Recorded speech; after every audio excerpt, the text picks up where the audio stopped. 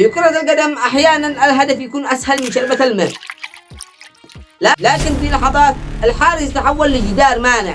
اليوم ستشاهد معي تصديات تخليك تشك في قوانين الفيزياء. التهديف الله بعد مرور 73 دقيقة.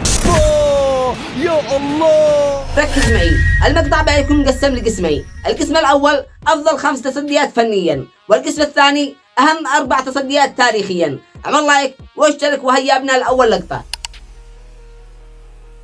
نبدأ مع بونو. الهلال تحت ضغط رهيب، تسديده انفرادية من سافينيو، هدف بنسبة 100%. لكن شوف بونو، جسم رايح جهة والكرة الجهة الثانية، وفي جزء من الثاني مد يده العكسية وطلعها بطريقة مستحيلة. هذا التصدي اتفق عليه الكل انه انقاذ الموسم. كاسياس الأسطورة الإسبانية، تسديد قريب جدا، أي حارس ثاني هدف، لكن كاسياس تألق لها. يان أوبلاك، لحظة، لازم توقف المقطع هنا. اللي صار ما يتصدق، كسر قوانين الفيزياء حرفيا.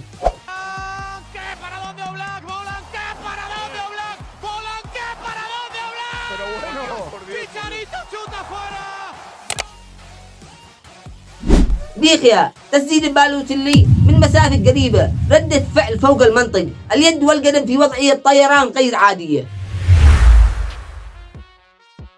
نوير، هذا مش حارس، هذا نظام دفاع كامل، ردة فعل، تمركز، قراءة، كل شيء كامل. الآن ننتقل للقسم الثاني، تصديات الأغلى قيمة في تاريخ كرة القدم. في آخر ثواني مباراة كأس العالم، انفراد من كولو مواني، لكن تألق إيميليانو وأنقذ الأرجنتين وأنقذ حلم ميسي. كاسياس مرة أخرى، تصدي ضد روبن بطرف الحذاء، أنقذ لحظة ذهبية ومهد لإسبانيا لقبها الأول في تاريخ كأس العالم.